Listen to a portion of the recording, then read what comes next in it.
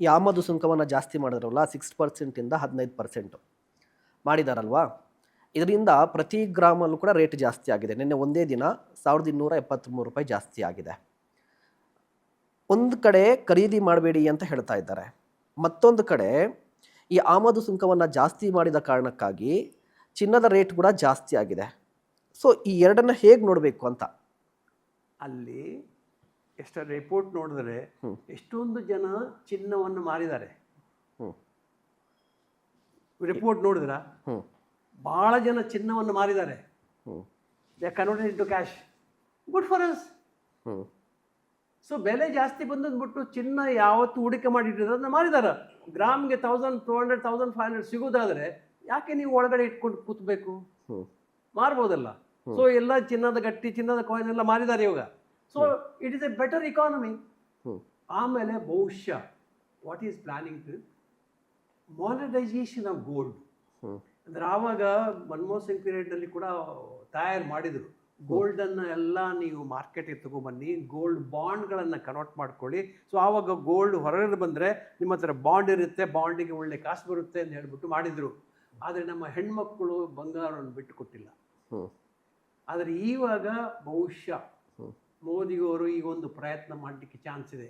ಆವಾಗ ನಮ್ಮ ಹೆಣ್ಮಕ್ಕಳ ಎಲ್ಲ ಬಂಗಾರ ಇದೆಯೋ ಅದು ಒಂದು ವೇಳೆ ಮಾರ್ಕೆಟಿಗೆ ಬಂದರೆ ಆವಾಗ ನಮ್ಮ ರುಪಿ ವ್ಯಾಲ್ಯೂ ಎಷ್ಟು ಚೆನ್ನಾಗಿ ಚೇಂಜ್ ಆಗುತ್ತೆ ಅಂದರೆ mostly it may come back to 90-91 rupees. ಈಗ ನಾನು ಒಂದು ಸಣ್ಣ ಆರ್ಗ್ಯೂ, ನನಗೆ ಒಂದು ಸಣ್ಣದಷ್ಟೇ. ಈಗ ನರೇಂದ್ರ ಮೋದಿಯವರು ಪರ್ಟಿಕ್ಯುಲರ್ ಆಗಿ ಹೇಳಿರುವಂಥದ್ದು, ಯಾರು ಚಿನ್ನದ ಮೇಲೆ ಹೂಡಿಕೆ ಮಾಡ್ತಾ ಇದ್ದಾರೆ, ಗಟ್ಟಿ ಚಿನ್ನದ ಮೇಲೆ ಹೂಡಿಕೆ ಮಾಡ್ತಾ ಇದ್ದಾರೆ, ಅಂದರೆ ಚಿನ್ನವನ್ನು ಖರೀದಿ ಮಾಡಿ ಮನೇಲಿ ಇಟ್ಕೋತಾ ಇದ್ದಾರಲ್ಲ ಅವ್ರಿಗೆ ಚಿನ್ನವನ್ನು ಖರೀದಿ ಮಾಡಬೇಡಿ ಅಂತ ಹೇಳಿದ್ರು, ಅಥವಾ ತಾಳಿ, ಚೈನ್, ಉಂಗುರ ಈ ರೀತಿ ಖರೀದಿ ಮಾಡೋರಿಗೆ ಬೇಡ ಅಂತ ಹೇಳಿದ್ರು ಅನ್ನೋದು ಪಾಯಿಂಟ್ ನಂಬರ್ 1. ಮತ್ತು ಈಗ ನೀವು ಹೇಳ್ತಾ ಇದ್ದಿದ್ದೇನು ಅಂತ ಹೇಳಿದ್ರೆ, ಹೆಣ್ಣು ಮಕ್ಕಳು ಚಿನ್ನವನ್ನು ಹೊರಗಡೆ ತರಬೇಕು ಅಂತ ಹೇಳಿ. ಈಗ ನೀವು ಹೇಳ್ತಾ ಇರೋ ಪಾಯಿಂಟ್ ಯಾವ ರೀತಿ ಇದೆ ಅಂತ ಹೇಳಿದ್ರೆ, ಜನಸಾಮಾನ್ಯರು ಖರೀದಿ ಮಾಡಿರುವಂಥ ಒಂದಿಷ್ಟು ಗ್ರಾಮ್ಗಳಲ್ಲಿ ಅವ್ರದ್ದು ಗ್ರಾಮ್ ಲೆಕ್ಕದಲ್ಲೇ ಇರ್ತದೆ, ಇದು ಹೊರಗಡೆ ಬರಬೇಕು. ಕೆ ಜಿ ಲೆಕ್ಕದಲ್ಲಿ ಖರೀದಿ ಮಾಡ್ಕೊಂಡು ಮನೇಲಿ ಇಟ್ಕೊಂಡಿರ್ತಾರಲ್ವಾ, ಆ ಗೋಲ್ಡ್ ಹೊರಗಡೆ ಬರಬೇಕು ಅಂತ. ಅದು ಅವನಿಗೆ ಸಂಬಂಧಪಟ್ಟಿದ್ದು. ಅವನಿಗೆ ಏನು ಚೆನ್ನಾಗಿದೆ, ಯಾವುದು ಚೆನ್ನಾಗಿರುತ್ತೆ ಅಂದ್ಬಿಟ್ಟು ಅವನಿಗೆ ಏನು ಕಾಣುತ್ತೋ ಅದು ಒಳ್ಳೆಯದು. ಬೈ ಆ್ಯಂಡ್ ಲಾರ್ಜ್ ಗಟ್ಟಿ ಇರುವುದನ್ನು ನೀವು ಮಾರ್ಕೆಟಿಗೆ ಬಂದರೆ ಇನ್ನು ಒಳ್ಳೆಯದು. ಯಾಕಂದರೆ ಒಳ್ಳೆ ಬೆಳೆ ಸಿಗುತ್ತೆ. ಆಭರಣದಲ್ಲಿ ಏನಾಗುತ್ತೆ, depending on the make of the jewellery, ಯಾವ ಕಂಪನಿದು ಮೇಕಿಂಗ್ ಚಾರ್ಜ್, ವೇಸ್ಟೇಜ್ ಎಲ್ಲವೂ ಬರುತ್ತೆ. ಖರೀದಿ ಮಾಡುವಾಗ ಅಥವಾ ಸೇಲ್ ಮಾಡುವಾಗ ಏನೆಲ್ಲ ಗಟ್ಟಿ ಇದೆಯೋ ಅಥವಾ ಗೋಲ್ಡ್ ಕಾಯಿನ್ಸ್ ಇದೆಯೋ ಅದು ಮಾಡೋದು ಒಳ್ಳೇದು. ಯಾಕಂದ್ರೆ ನಿನಗೆ ಹಾರ್ಡ್ ಕ್ಯಾಶ್ ಸಿಕ್ಬಿಡುತ್ತೆ, ರೆವಿನ್ಯೂ ಟರ್ನ್ ಓವರ್ ಮಾಡ್ಲಿಕ್ಕಾಗುತ್ತೆ. ಸೊ ಆಭರಣವನ್ನ ಸೇಲ್ ಮಾಡೋದು ಒಂದು ಒಳ್ಳೆ ಯೋಜನೆ ಅಲ್ಲ.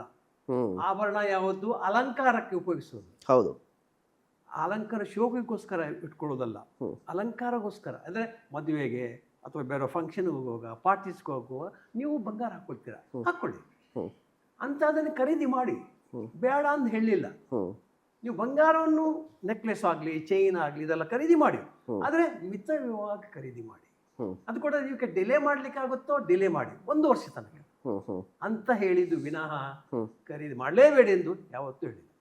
ಮತ್ತೆ ಇದೇ ಚಿನ್ನದ ವಿಚಾರಕ್ಕೆ ಸಂಬಂಧಪಟ್ಟಂತೆ, ಈಗ ನಾನು 1 ವರ್ಷ ಚಿನ್ನವನ್ನು ಖರೀದಿ ಮಾಡಲ್ಲ ಅಂತ ಹೇಳಿ ಇಡೀ ದೇಶದಲ್ಲಿರುವಂಥ 140 ಕೋಟಿ ಜನರು ಡಿಸೈಡ್ ಮಾಡ್ತಾರೆ. ಭಾರತಕ್ಕೆ ಏನು ಲಾಭ ಆಗ್ಬೋದು, ಎಷ್ಟು ಲಾಭ ಆಗ್ಬೋದು? ತುಂಬ ಲಾಭ ಆಗುತ್ತೆ. ನಮ್ಮದು ಸುಮಾರು ಇಂಪೋರ್ಟ್ ಬಿಲ್ 40% ಸೇವ್ ಆಗುತ್ತೆ. 40%. ಓಕೆ. ಬಂಗಾರನೇ 1 ವರ್ಷಕ್ಕೆ ಯಾರು ಖರೀದಿ ಮಾಡೋದು ಹೋದರೆ ಬಂಗಾರದ ಬೆಲೆ ಈಗ ಕಸ್ಟಮ್ ಡ್ಯೂಟಿ ಜಾಸ್ತಿ ಆಗೋದು ಬಿಟ್ಬಿಟ್ಟು ಬಂಗಾರದ ಬೆಲೆ ಖಂಡಿತವೇ ಕಮ್ಮಿ ಆಗುತ್ತೆ. ಯಾಕಂದ್ರೆ ಖರೀದಿ ಮಾಡುವ ಯಾರಿಲ್ಲ, ಇದು ಡಿಮಾಂಡ್ ಕಡಿಮೆ ಆಗುತ್ತೆ. ಡಿಮಾಂಡೇ ಇಲ್ಲದೆ ಹೋದ್ರೆ ಅವಾಗ ಬೆಲೆ ಕಮ್ಮಿ ಆಗುತ್ತಿಲ್ವೋ, ಸೊ ಆಟೋಮ್ಯಾಟಿಕಲಿ ಬೆಲೆ ಕಮ್ಮಿ ಆಗುತ್ತೆ. ಸೊ ಇದೊಂದು ಒಳ್ಳೆಯ ಯೋಜನೆ, ಜನಗಳು ಪೇಷಂಟ್ ಆಗಿ ಕೂಡಿ ನೋಡಿ. ಮತ್ತೆ ಇನ್ನೊಂದು ಏನಂದ್ರೆ, ವಿದೇಶದಲ್ಲಿ ಫಾರಿನ್ನಲ್ಲಿ ಚಿನ್ನದ ರೇಟ್ ಕಡಿಮೆ ಆಗ್ತಾ ಇದೆ, ಭಾರತದಲ್ಲಿ ಮಾತ್ರ ಜಾಸ್ತಿ ಆಗ್ತಾ ಇದೆ. ಇದಕ್ಕೆ ರೀಸನ್ ಏನು ಅಂದರೆ ಆಮದು ಸುಂಕ ಜಾಸ್ತಿ ಆಗಿರೋದು ಅಂತ. ವಿದೇಶದಲ್ಲಿ ಕಡಿಮೆ ಆಗ್ತಿರುವಂಥ ರೇಟ್ ಭಾರತದಲ್ಲಿ ಯಾಕೆ ಜಾಸ್ತಿ ಆಗ್ತಾ ಇದೆ? ತಪ್ಪದು. ಯಾವತ್ತೂ ನಮ್ಮ price plus international price almost same ಇರುತ್ತೆ. 1 or 2 ಡಿಫರೆನ್ಸ್ ಇರ್ಬೋದು ಅಷ್ಟೇ ವಿನಃ ಅದರ್ವೈಸ್ ಅದಕ್ಕೋಸ್ಕರ ನೋಡಿ ಮುಂಚೆ ಒಂದು 15-20 ಇಯರ್ಸ್ ಬ್ಯಾಕ್ ದುಬೈಗೆ ಹೋದವರು ಎಲ್ಲ ಅಲ್ಲಿಂದ ಬರುವ ಬಂಗಾರವನ್ನ ಚಡ್ಡಿ ಒಳಗಡೆ ಪ್ಯಾಂಟ್ ಒಳಗೆ ಶೂ ಒಳಗಡೆ ಹಾಕೊಂಡವರು ತಗೊಂಡ್ಬರ್ತಾ ಇರ್ಲಿಲ್ವ? ಅಲ್ಲ ಈಗಲೂ ಬರ್ತಾರೆ. ಬರ್ತಾರೆ, ಬಟ್ ಗೊತ್ತಿಲ್ಲದವರು, ಅಥವಾ ಅಲ್ಲಿರುವ ರೇಟು ಮತ್ತು ಇಲ್ಲಿರುವ rate 1 or 2 rupees or maybe maximum ಅಂದರೆ 5 rupees ಡಿಫ್ರೆನ್ಸ್ per gram. ಇಲ್ಲಿ ಡಿಫ್ರೆನ್ಸ್ ಇಲ್ಲ. ಇದು all international price is common for all jewellery. They all make money out of making charges. Okay. ಈ ಮತ್ತೊಂದು ವಿಚಾರ ಏನು ಅಂತ ಹೇಳಿದ್ರೆ, ದೇಶದ ಆರ್ಥಿಕ ಪರಿಸ್ಥಿತಿಗೆ ಬರೋದಾದರೆ ರಾಜಕೀಯ ಮಾತನಾಡೋದಾದ್ರೆ ರಾಜಕೀಯ ಕೂಡ ಟೀಕೆ ಬರ್ತಾ ಇದೆ, ಅದ್ರ ಬಗ್ಗೆ ಕೂಡ ಮಾತನಾಡ್ತೀನಿ. ಡಾಲರ್ ರೇಟ್ ಜಾಸ್ತಿ ಆಗ್ತಾ ಇದೆ, ಅಂದರೆ ಡಾಲರ್ ಮುಂದೆ ರೂಪಾಯಿ ರೇಟ್ ಕಡಿಮೆ ಆಗ್ತಾ ಇದೆ, ಮೌಲ್ಯ ಕಡಿಮೆ ಆಗ್ತಾ ಇದೆ. ಜಾಗತಿಕವಾಗಿ ಕಚ್ಚಾ ತೈಲ ಅದೆಲ್ಲವೂ ರೇಟ್ ಜಾಸ್ತಿ ಆಗ್ತಾ ಇದೆ. ಎಲ್ಲವೂ ಕೂಡ ಜಾಗತಿಕವಾಗಿ ನಡೀತಾ ಇದೆ, ಇಲ್ಲಿ ಏನೂ ಮಾಡಲಿಕ್ಕೆ ಆಗಲ್ಲ ಅಂತ ಹೇಳಿಬಿಟ್ಟು ನರೇಂದ್ರ ಮೋದಿ ಅವರು ಹೇಳ್ತಾ ಇದ್ದಾರೆ ಅಂತ ಹೇಳಿದ್ರೆ, ಹಾಗಾದರೆ ಇಲ್ಲಿನ ಸರ್ಕಾರ ಏನು ಮಾಡಬಹುದಿತ್ತು ಜಾಗತಿಕವಾಗಿ ಬಿಕ್ಕಟ್ಟಿದ್ದಂತಹ ಸಂದರ್ಭದಲ್ಲಿ? ಈಗ ರೂಪಾಯಿ ರೇಟನ್ನು, ರೂಪಾಯಿ ಮೌಲ್ಯವನ್ನು ಜಾಸ್ತಿ ಮಾಡೋದಕ್ಕೆ ಅಥವಾ ಡಾಲರ್ ಮುಂದೆ ರೂಪಾಯಿಯನ್ನು ಇನ್ನೂ ಕೂಡ ಬೆಳೆಸಲಿಕ್ಕೆ ನಾವು ನೋಡ್ತಾನೆ ಇದ್ವಿ. ನೀವು ಕೂಡ ಹೇಳ್ತಾ ಇದ್ರಿ, ಈಗ ಡಾಲರ್ ರೇಟ್ ಜಾಸ್ತಿ ಆಗ್ತದೆ, ಮೌಲ್ಯ ಜಾಸ್ತಿ ಆಗ್ತಾ ಇದೆ ಅಂತ ಹೇಳಿ. ಕಡಿಮೆ ಮಾಡಬಹುದಾಗಿತ್ತಾ? ಎಲ್ಲಿ ಎಡವಟ್ಟು ಏನಾದರೂ ಆಗಿದೆಯಾ ನಮ್ಮ ಆರ್ಥಿಕ ನೀತಿಗಳಲ್ಲಿ?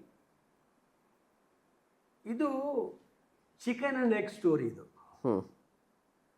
ಎಗ್ ಫಸ್ಟಾ ಕೋಳಿ ಫಸ್ಟಾ ಆ ಥರ. ಓಕೆ.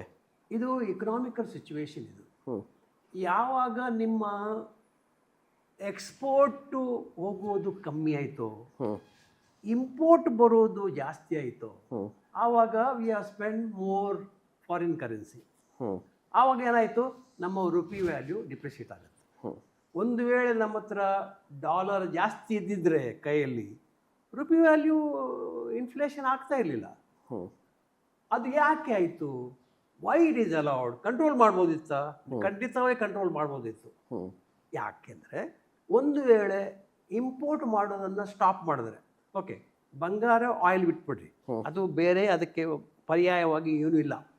ಬೇರೆ ಫರ್ಟಿಲೈಸರು ಬೇಕೇ ಬೇಕು ತಾನೆ, ಫರ್ಟಿಲೈಸರ್ ಇಲ್ಲಿ ಮಾಡ್ತಾ ಇಲ್ಲ.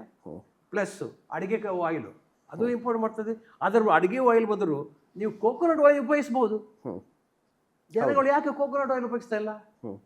ಕೆಲವರಿಗೆ ಆಗಲ್ಲ, ಅದು ಒಗ್ಗಲ್ಲ. ಓಕೆ, ಇದು ದೇ ಆರ್ ಪ್ರಾಕ್ಟಿಕಲ್ ಯೂಸ್ ಬಿಡಿ. ಪ್ಲಸ್ ಇಲೆಕ್ಟ್ರಾನಿಕ್ ಐಟಮ್ಸ್, ಇವಾಗ ನಮ್ಮಲ್ಲಿ ಎಲ್ಲ ಚಿಪ್ಸ್ ಮಾಡೋದು ಕಂಪನಿಗಳು ಬಂದಿದೆ ಇವಾಗ.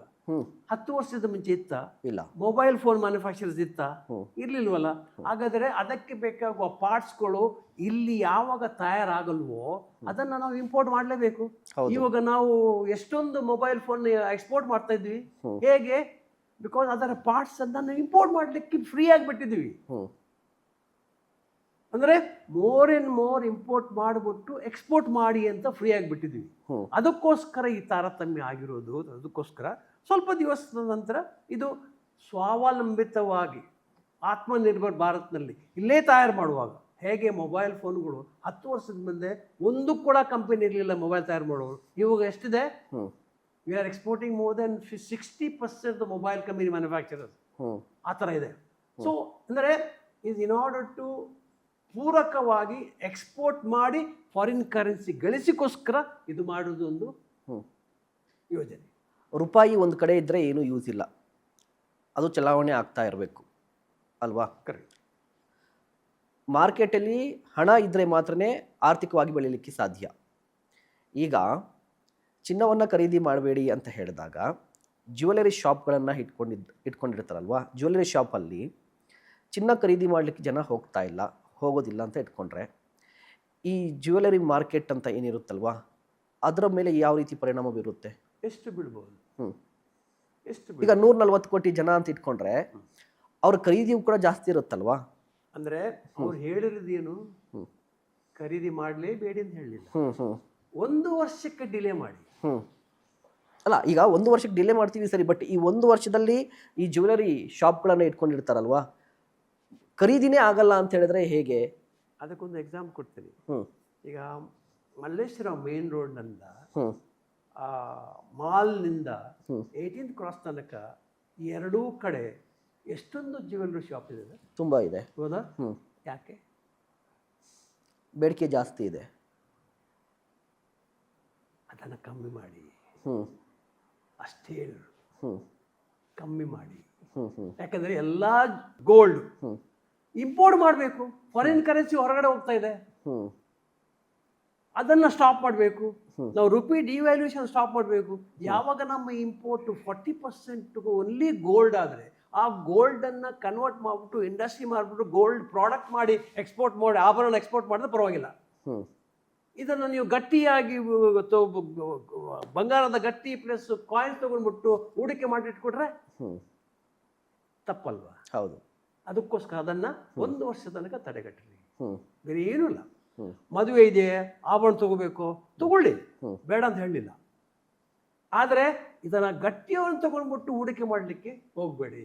ಹೂಡಿಕೆ ಮಾಡಲಿಕ್ಕೆ ಇದು ಕಾಸಿದ್ರೆ ಮ್ಯೂಚುವಲ್ ಫಂಡ್ನಲ್ಲಿ ಹಾಕಿ ಅಂತ ಹೇಳೋದೊಂದು ವಿಧಾನ.